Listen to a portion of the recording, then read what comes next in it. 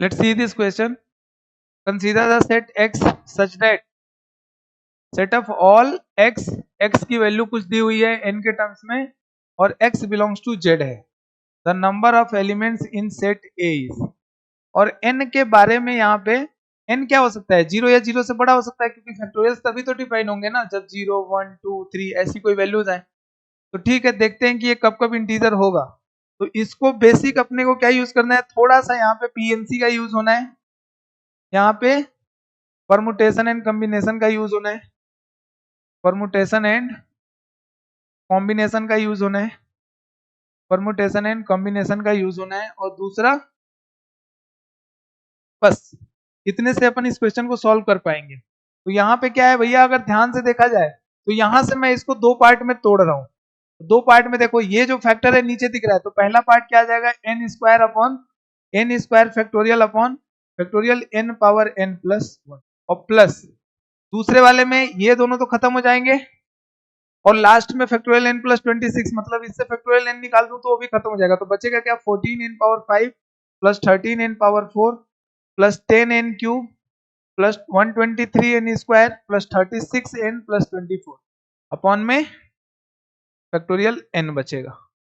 ठीक है, अब देखो इस पार्ट को समझना है, इस पार्ट को अपने को समझना है. इस पार्ट में क्या सीन है कि अगर मान लो कि एन स्क्वायर एलिमेंट्स है, एन क्या है, इंटीजर है, तो एन स्क्वायर भी इंटीजर होगा.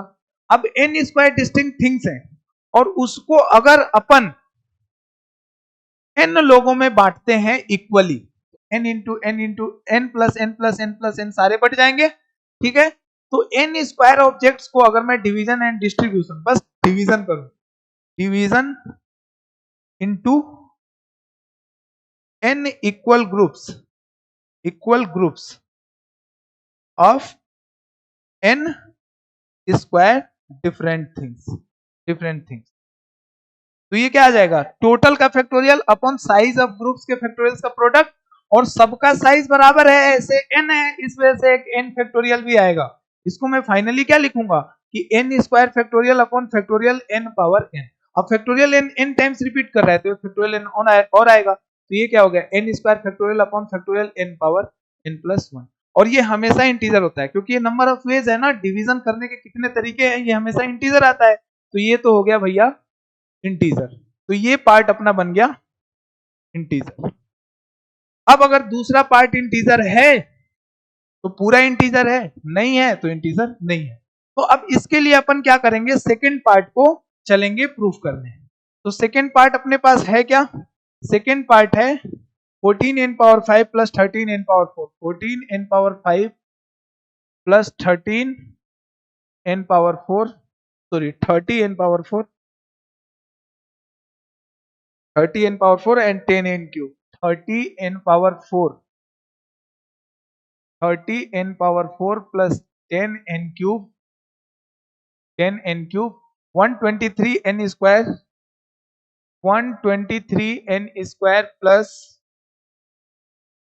36 n plus 24, 36 n plus 24 upon factorial n.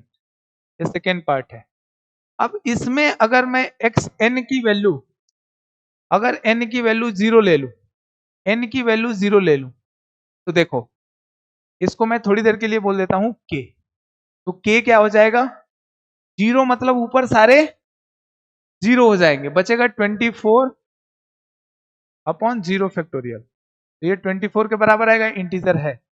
n की वैल्यू 1 ले लूं, तो n की वैल्यू 1 पे सारे ऊपर इंटीजर्स बनेंगे और नीचे भी इंटीजर, तो k की वैल्यू इंटीजर आएगी फिर से.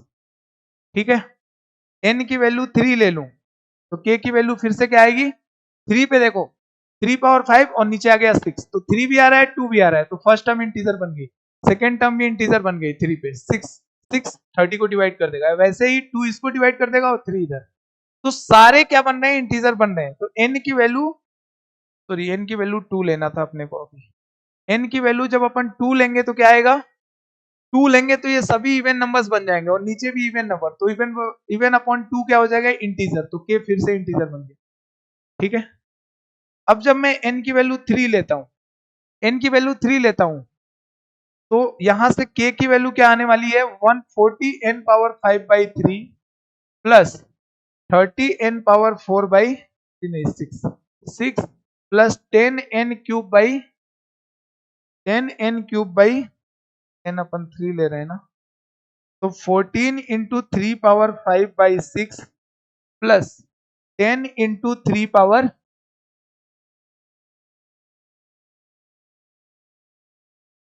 10 इंटू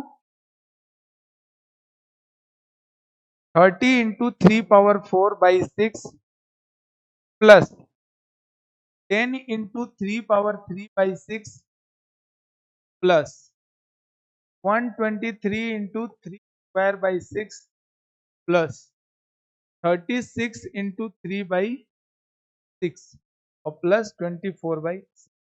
अब देखिए ये वाला इंटीजर है क्या, तो हाँ है, 2 इंटू 3 खत्म हो जाएगा, एक 3 इधर और 2 इधर, वैसे ये भी वैसे ये भी वैसे ये भी और ये भी। बट ये वाला पार्ट ऊपर क्या है, ऊपर ऑड नंबर है जबकि नीचे इवन नंबर है, तो ये नॉन इंटीग्रल है, नॉन इंटीग्रल है, नॉन इंटीजर। और ये सभी क्या है, इंटीजर है। n इक्वल टू 3 के लिए k क्या बनने वाला है, k does not belongs to integer. अब देखिए अगर नीचे 6 आ रहा है तो डिवाइड नहीं हो रहा है, तो 24 आएगा, मतलब फैक्टोरियल 4 आएगा तो भी नहीं होगा, फैक्टोरियल 5 आएगा तो भी नहीं होगा, ठीक है। तो एंड सो ऑन, अगर n की value greater than equals to 3 ले रहे हैं तो implies k does not belongs to integer. तो कितने इंटीजर्स आए, n equals to 0, n equals to 1 और n इक्वल्स टू 2 के लिए। बस 3 ऐसे n है जिनके लिए अपने को ये जो पर्टिकुलर एक्सप्रेशन x के लिए दिया हुआ है ये क्या आ रहा है, इंटीजर आ रहा है। तो इसलिए number of elements in set x क्या आ जाएगा, 3। इस क्वेश्चन का जो करेक्ट आंसर है वो क्या हो जाएगा, 3। ओके।